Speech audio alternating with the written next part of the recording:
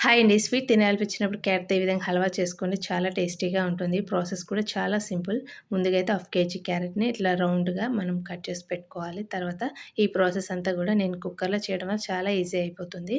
So, ముందైతే జీడిపప్పులు కొన్నిటిని వేయించుకోవాలి. తర్వాత కిస్మిస్ కూడా వేయించుకొని మనం ఒక ప్లేట్‌లో పక్కన పెట్టుకోవాలి. తర్వాత మిగిలిన అదే నెయ్యిలో మనం కట్ చేసి ముందు పెట్టుకున్న క్యారెట్ ముక్కల్ని రౌండ్‌గా కట్ చేసుకున్నాం కదండీ! వాటిని 1 మినిట్ ఈ విధంగా వేయించుకోవాలి.